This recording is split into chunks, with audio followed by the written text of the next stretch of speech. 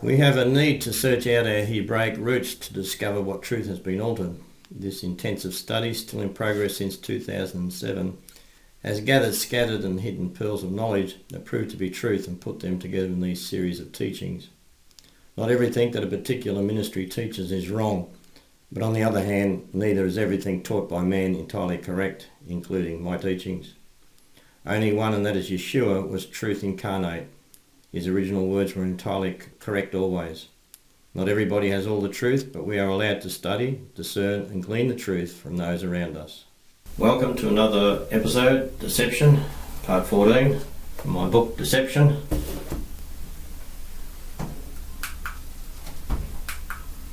We will now briefly examine the proof of our claims. What we know at this state has been removed, the feasts of Yahweh.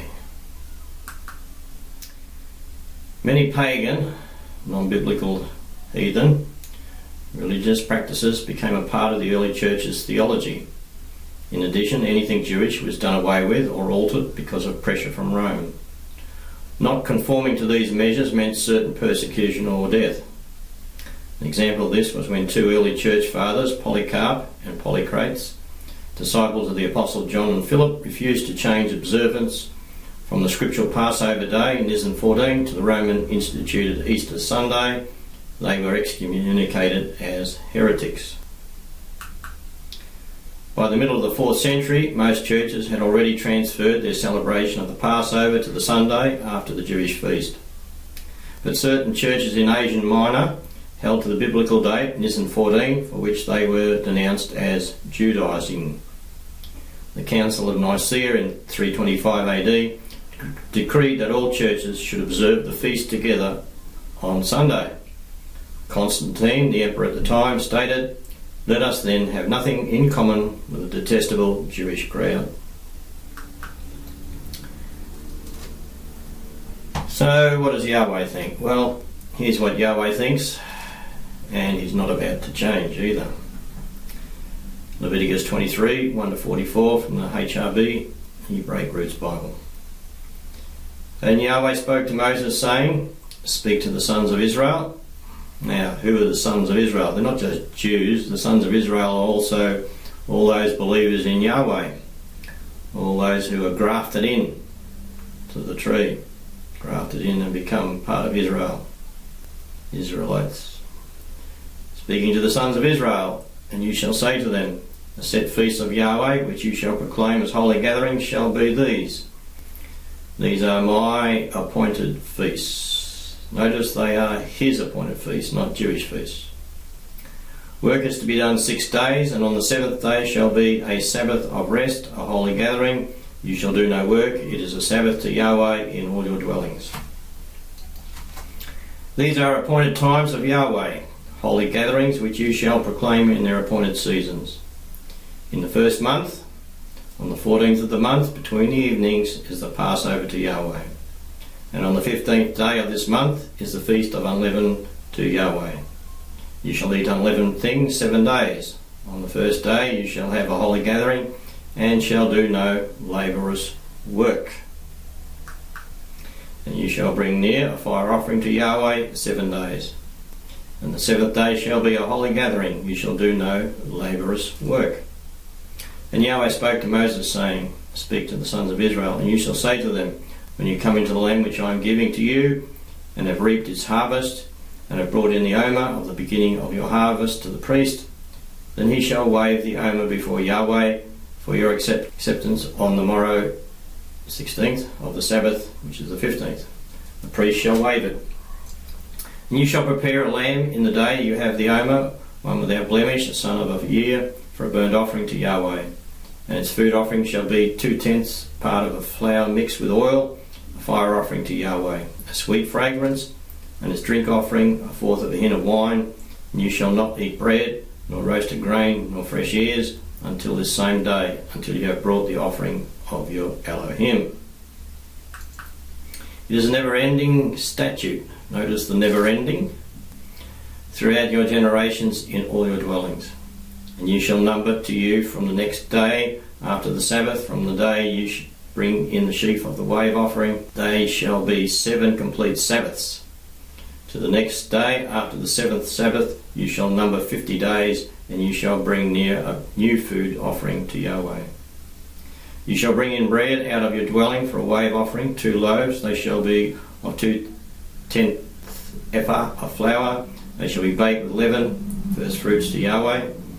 And besides the bread you shall offer 7 lambs without blemish, sons of a year, and 1 bull, a son of the herd, and 2 rams. They are a burnt offering to Yahweh, with their food offering and their drink offerings, a fire offering of sooth fragrance to Yahweh. And you shall offer 1 he-goat for a sin offering, and 2 lambs, sons of a year, for a sacrifice of peace offering. And the priest shall wave them beside the bread of the first fruits, a wave offering before Yahweh beside the 2 lambs. They are holy to Yahweh for the priest. And you shall make a proclamation on the same day. It is a holy gathering to you. You shall do no laborious work of service. It is a never-ending statute in all your dwellings throughout your generations. And when you reap the harvest of your land, you shall not completely reap the corner of your field, nor shall you gather the gleaning of your harvest. You shall leave them for the poor and for the alien. I am Yahweh your Elohim.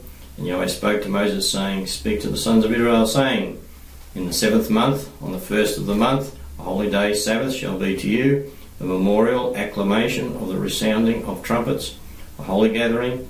You shall do no laborious work, and you shall bring a fire offering to Yahweh. And Yahweh spoke to Moses, saying, Also on the 10th of this 7th month shall be a day of atonement. There shall be a holy gathering, and you shall humble and weaken your bodies, and you shall bring a fire offering to Yahweh. And you shall do no work on this same day, for it is a day of atonement, to atone for you before Yahweh your Elohim. For any person who is not humbled in this same day shall be cut off from his people, and any person who does any work in the same day, I shall even cut off that person from the midst of his people. You shall do no work. It is a never-ending statute throughout your generations, in all your dwellings. It is a Sabbath of rest to you, and you shall humble your souls in the 9th of the month at evening. From evening until evening you shall keep your Sabbaths. And Yahweh spoke to Moses, saying, Speak to the sons of Israel, saying, In the 15th day of this 7th month shall be a feast of booths, 7 days to Yahweh. On the 1st day shall be a holy gathering, and you shall do no laborious work. 7 days you shall bring a fire offering to Yahweh. On the 8th day you shall have a holy gathering, and you shall bring the fire offering to Yahweh. It is a solemn assembly. You shall do no laborious work of service. These are the set feasts of Yahweh which you shall proclaim, holy gatherings, to bring a fire offering to Yahweh, a burnt offering and a food offering, a sacrifice and a drink offering, thing of a day on its own day, beside the Sabbaths of Yahweh, and beside your gifts, and beside all your vows, and beside all your free will offerings, which you shall give to Yahweh. Also in the 15th day of the 7th month, when you gather the increase of the land, you shall keep the feasts of Yahweh 7 days. On the 1st day a holy day Sabbath, and on the 8th day a holy day Sabbath. And you shall take to yourselves on the 1st day the fruit of majestic trees, palm branches, and boughs of oak trees, and willows of the valley, and shall rejoice before Yahweh your Elohim 7 days. And you shall celebrate it, a feast to Yahweh 7 days in a year, a never-ending statute throughout your generations. In the 7th month you shall keep it.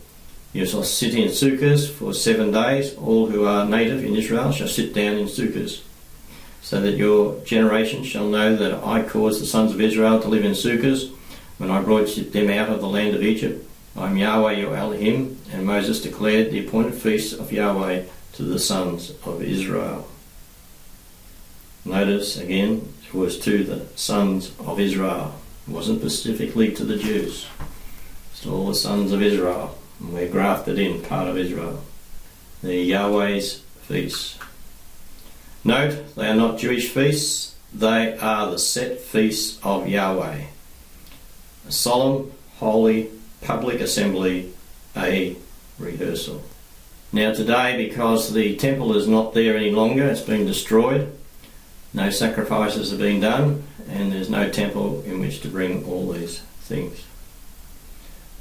So therefore, you cannot do it exactly as laid out there, but we can still celebrate these days as Yahweh's feast days. So we have the Shabbats every week, after every 7 days. And then we have his feast days. We have Passover, unleavened bread, first fruits, Feast of Weeks, Feast of Trumpets, Day of Atonement, and Feast of Tabernacles. So I've tried to make a chart which helps to explain the feasts. So we have the months, days, and explanation of the feasts. Over here we have our Gregorian calendar months of March to April, May to June, and September to October roughly. So the months start here on the 1st of Nisan, and Nisan, the month of Nisan, is determined by the moon, when the new moon first appears, and whether the barley is in Aviv. So this first day can vary to our Gregorian calendar. So therefore all these days through here can vary to the Gregorian calendar year to year. So the very first day is the first day of the Hebrew calendar, the calendar of the sons of Yahweh, Israelites, which we are a part of because we're grafted in. So this is our new year, happening sometime in March, not January. So the first feast day is the 14th of Nisan. It's in the spring in Israel. So we have Passover, or it's called Pesach in Hebrew. And it runs probably from midday to midnight is when they roast the lamb and eat the lamb, have their Passover meal. On the 15th is Feast of Unleavened Bread, or Shag Hamotzi. This is a feast Sabbath, not a normal weekly Sabbath. No laborious work to be done. They then eat unleavened bread from the 15th to the 21st. No leaven is to be eaten. In actual fact, the Jews clean out their houses of all leaven. So that goes from the 15th to the 21st down here.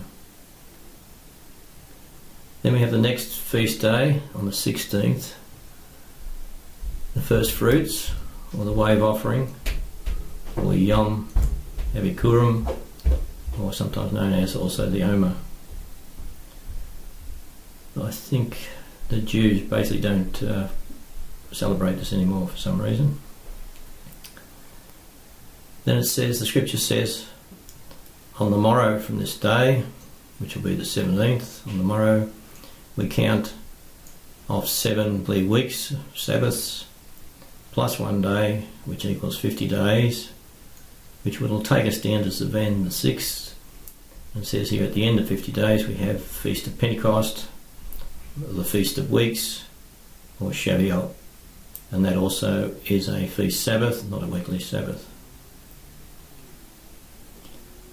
Now just a note, because some Christians say that this day here is supposed to be the celebration of Yeshua's resurrection, but in actual fact it's not, because in the year that he was crucified and rose from the dead, he rose on a weekly Sabbath which occurred the next day on the 17th. This day here he was in the grave, and so this celebration could actually be a celebration of him getting back the keys to death and Hades from Satan, so now we don't have to suffer the second death if we live a righteous life. So it's a victory wave. He's waving the keys as a wave offering. There's another Sabbath day which ends the unleavened bread. So the second month, Iyar, is basically 29 days long. Nisan is 30 days. So again, here on the 6th of Sivan, at the end of 50 days is Pentecost. Feast of Weeks shall be a Sabbath feast day, not a weekly Sabbath. So this day here we celebrate Pentecost, or when Moses spoke to God on Mount Sinai and Yahweh spoke to his people, and the day eventually when Yahweh sent the Holy Spirit. So then we move through a couple of months, Tammuz, Ab, Elul, and we come to the 7th month of Tishri in the autumn, between September and October. And we have the first day is the Feast of Trumpets, or Yom Torah, a Sabbath feast day.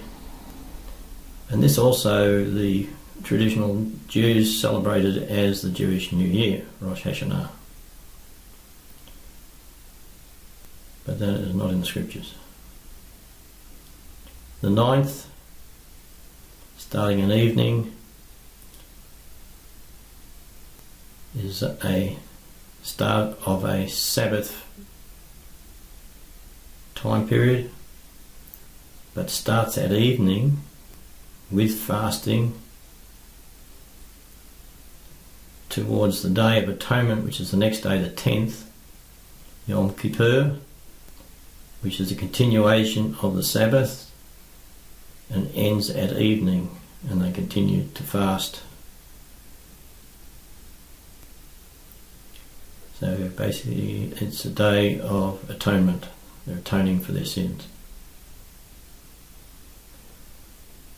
The 15th is a Feast of Tabernacles, or Booths, or Sukkot, or Feast of the Ingathering. This is where it complicates it sometimes, as they have all these different names for each of these feast days, and you've got to remember them all. And this day is also a Sabbath feast day, not a weekly Sabbath. Then on the 21st, they finish their living in booths, which is started from the 15th.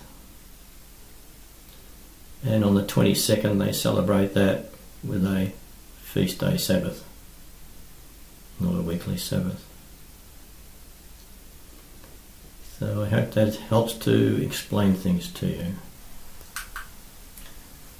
This other chart is also available. It shows you the full year, what they call each month, and how it relates probably to our Gregorian calendar.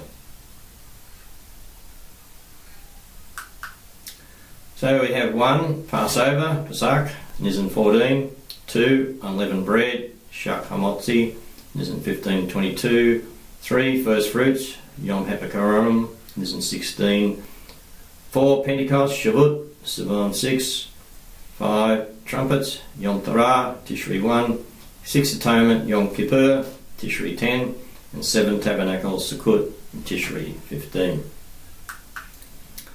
Yahweh's calendar is based on the phases of the moon.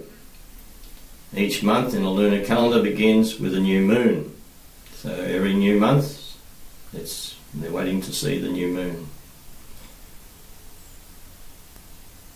There's a bit of argument about when is the new moon, whether it's when the moon is completely black and is about to come forth, or when they see the first sliver of the moon. And we're not going to argue about that in this teaching. Passover falls on the first full moon of spring. The first 3 feasts, Passover, unleavened bread, and first fruits, fall in March and April. The 4th one, Pentecost, marks the summer harvest and occurs in late May or early June. And the last 3 feasts, trumpets, atonement, and tabernacles, happens in September and October. The spring feasts, Passover, Pesach, Leviticus 23:5, specifies that the festival year begins with Passover on the 14th day of the first month, Nisan 14. Passover is the feast of salvation. Yeshua was crucified on Passover. Unleavened bread, Shok Hamatzi, Leviticus 23:6, puts the second feast on the next night, on the 15th day, Nisan 15, of the same month is the feast of unleavened bread unto Yahweh. 7 days you must eat unleavened bread. Leaven or yeast in the Bible symbolised sin and evil. And Yeshua was buried on unleavened bread. First fruits, Yom HaBekabburim, on the morrow after the Sabbath, following unleavened bread. Leviticus 23:11 schedules first fruits, the feast for acknowledging the fertility of the land he gave the Israelites. They were to bring the early crop of their spring planting and wave the sheaf before the Lord. Yeshua was raised on first fruits. Pentecost, Shavuot. Leviticus 23:16 says, even unto the morrow after the seventh Sabbath shall ye number 50 days, and ye shall offer a new meat offering unto the Lord. In late May or early June, Shavuot marked the summer harvest. Leviticus 23:17 requires an offering of 2 loaves of bread baked with leaven. It is the anniversary of Yahweh speaking from Mount Sinai. And he sent the Ruach HaKodesh on Shavuot. Exodus 19:1-3. In the 3rd month of the going out of the sons of Israel from the land of Egypt, on this day they came to the wilderness of Sinai, and they pulled up stakes from Rephidim and came to the wilderness of Sinai, and they camped in the wilderness, and Israel camped there before the mountain. And Moses went out to Elohim, and Yahweh called to him from the mountain, saying, you shall say this to the house of Jacob, and tell it to the sons of Israel. So there we have the 3rd month. Pentecost, Shavuot, happened on the 3rd month. The fall feasts, trumpets, Yom Torah. Leviticus 23:24 requires that in the 7th month, in the 1st day of the month, shall ye have a Sabbath, memorial blowing of trumpets. The Feast of Trumpets occurs in September. The trumpet was the signal for the field workers to come into the temple. The high priest actually blew the trumpet so that the faithful would stop harvesting to worship. 1 Corinthians 15:52.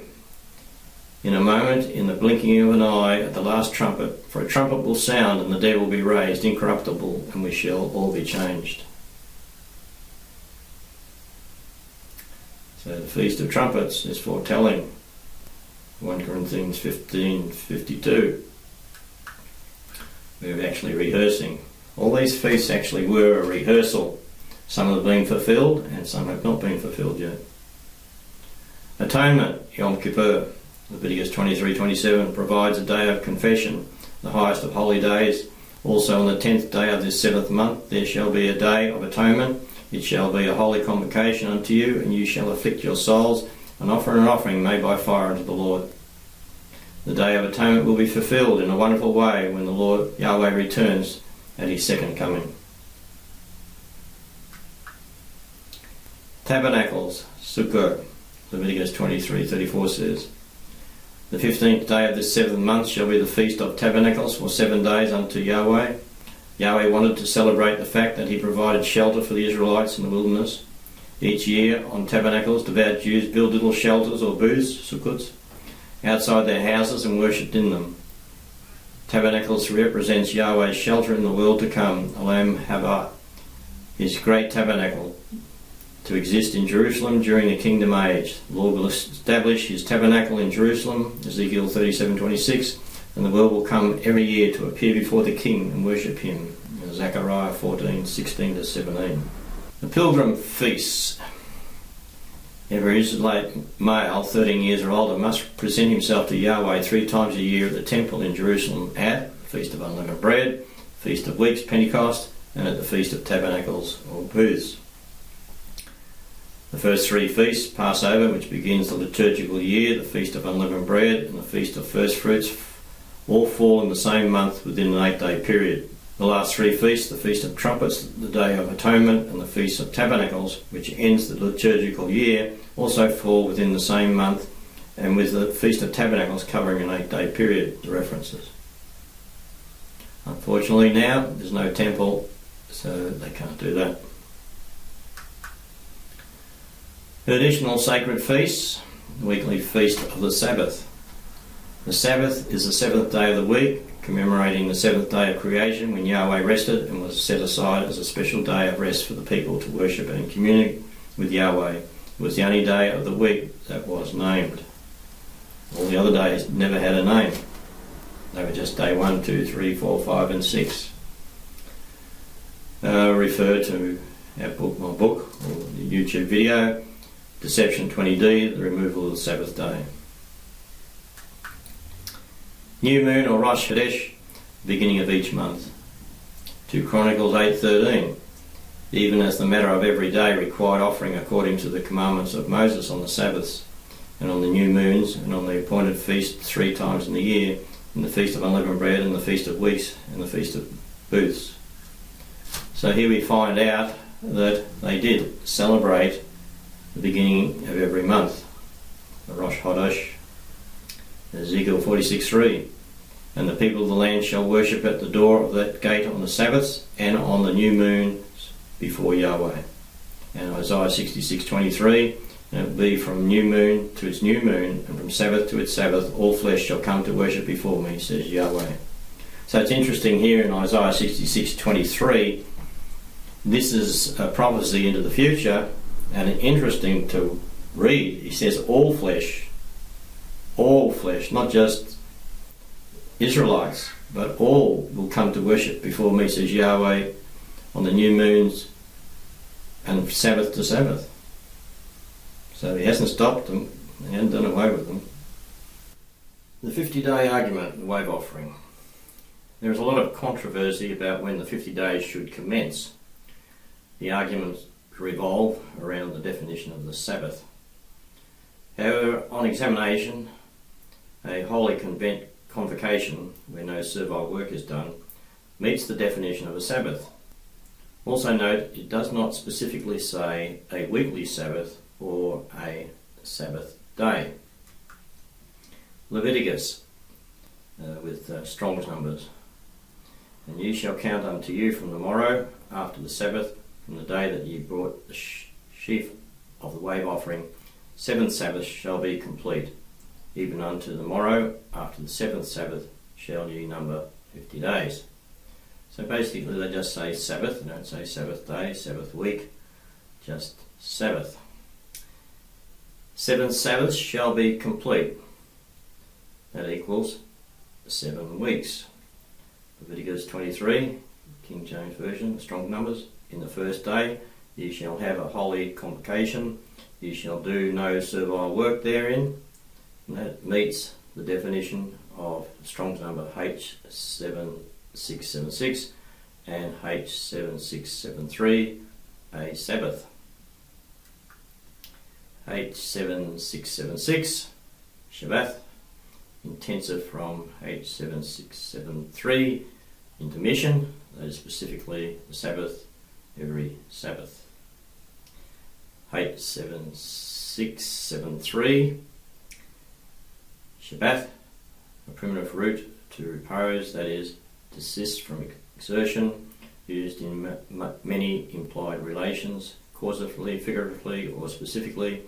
Cause to, let, make to, cease, celebrate, cause, make to fail, keep Sabbath, suffer, to be lacking, leave, put away, done, make to, rest, rid, still, take away, which is basically the meaning of the Sabbath. In the Jewish Publication Society, it says, even unto the morrow after the 7th week shall ye number 50 days, and ye shall present a new meal offering unto the Lord. So they even interpret it as weeks, 7th week. Thus, I also conclude that the correct meaning of after the Sabbath is after the 15th.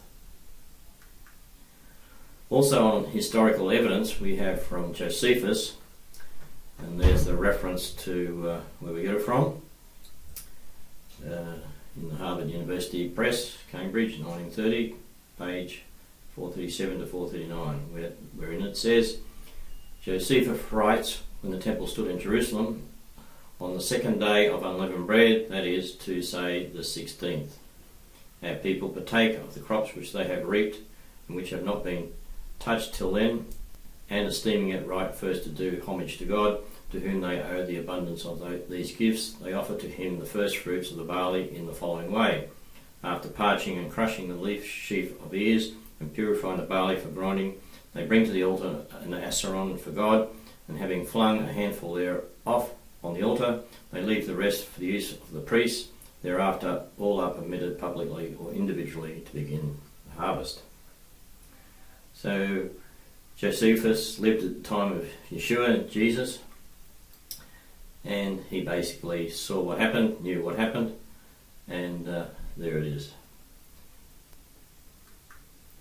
As there at present no temple to perform the first fruit wave offering, it is quite obvious there is no other option but to continue with the 16th as first fruits. So there we go again. I pray you've learned something, and we ourselves have discovered all this and are worshipping Yahweh on these feast days. We've done away with all the pagan feast days, and we have new feast days now to celebrate, gather together, worship and praise Yahweh, our Creator. Thank you for listening. Yahweh bless you and keep you. Yahweh make his face shine upon you and be gracious to you. Yahweh lift up his countenance upon you and give you peace. Amen.